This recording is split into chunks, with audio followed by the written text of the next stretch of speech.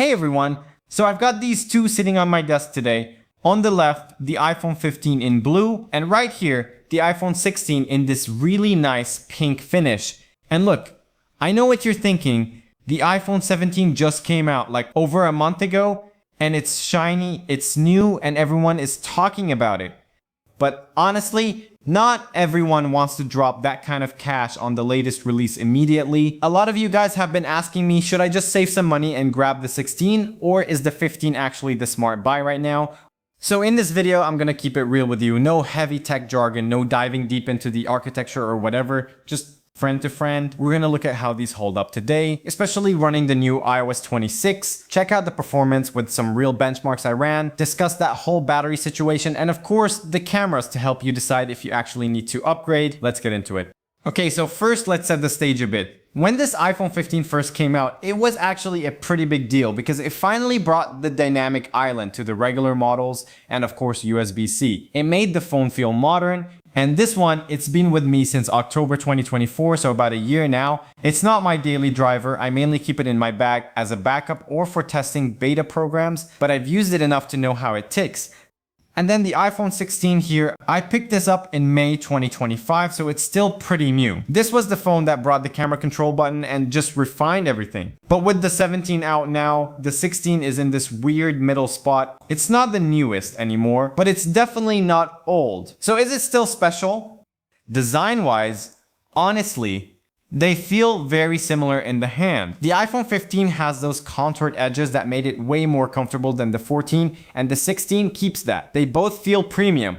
But we have to talk about the display. And this is probably the biggest consideration if you're looking at these today. Both of these panels are OLED. The colors are perfect, they're bright, but they are both stuck at 60 Hz. You know, in a world where even budget Android phones have 120 Hz, and especially now that the standard iPhone 17 finally has that ProMotion display and those super thin bezels, looking at these 60 Hz screens is, well, it makes you a little jealous. If you've never used a high refresh rate screen, you might not notice. But if you're coming from a Pro phone or looking at the 17, that 60 Hz is a huge downside for the price they are asking. Alright, for the people who care about the numbers, I actually ran Geekbench 6 on these earlier. On the iPhone 15, I got a single core score of 2,626 and multi-core of 6,538. On the iPhone 16, it bumped up to 3,154 single core and 7,875 multi-core.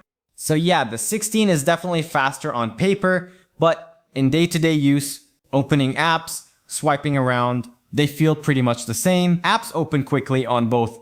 But here's the key difference. RAM. The iPhone 15 has 6 GB of RAM. Now, compared to older base models like the 12 or 13 that had 4 GB, this is a huge improvement. On those old phones, apps were constantly reloading in the background. On the 15, multitasking is actually pretty decent.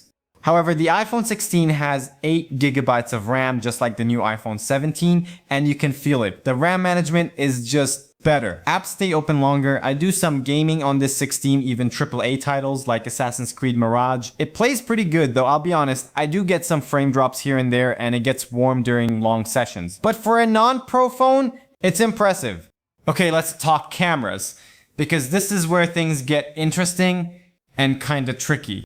First off, the hardware. Both of these have a 48 megapixel main sensor, and honestly, for your daily point and shoot pictures of your lunch, your dog, landscapes, the results are super similar. They both take fantastic sharp photos, but the iPhone 16 has two big things. The 15 doesn't. First, this little guy right here, the camera control button. It's cool, you can slide your finger to zoom or change settings without touching the screen. It feels professional, but I'll be honest, it takes some getting used to. Sometimes I forget it's even there and just use the screen anyway. The second big difference is the ultra-wide camera. On the iPhone 15, the ultra-wide is fixed focus. It's fine for landscapes, but on the iPhone 16, they added macro photography support to the base model. So if you love taking close-up shots of flowers or textures, the 16 is the winner, hands down. Also, because of this new vertical camera layout, the 16 can shoot spatial video for the Vision Pro if you're into that. However, I gotta mention the iPhone 17 again here, because while the 16 is good, the 17 just introduced that massive 48 megapixels ultra wide and the new 18 megapixel selfie camera. The 16 is still stuck with the older 12 megapixels ultra wide sensor and the standard selfie cam. So if you're a huge camera nerd, the 16 feels like a middle ground update. It's better than the 15, sure, but it's not the massive leap the 17 is. Now moving to software.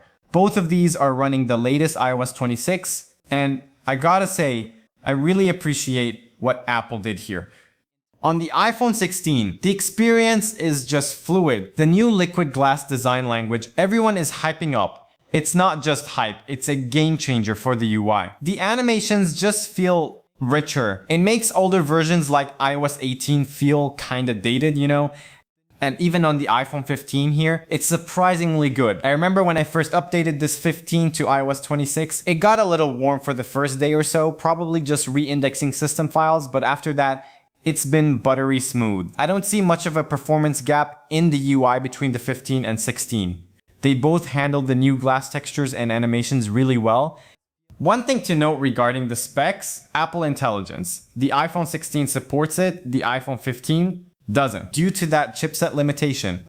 But honestly, for me, it's not a huge deal. Apple Intelligence is still kinda in that early, almost beta feeling stage. I usually find myself just opening the Gemini app or ChatGPT because they're just more powerful alternatives right now. So if you're worried about missing out on AI by getting the 15, don't be. You can just download an app that does it better anyway.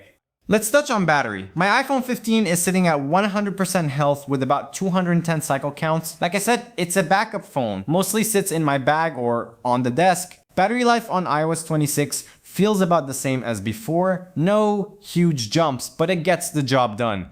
My iPhone 16 is also at 100% health. Just 103 cycles since I got it in May. I did notice a bit of an improvement here with iOS 26, specifically thanks to that adaptive power feature they added. It seems to sip power a bit slower when the phone is idling in my bag.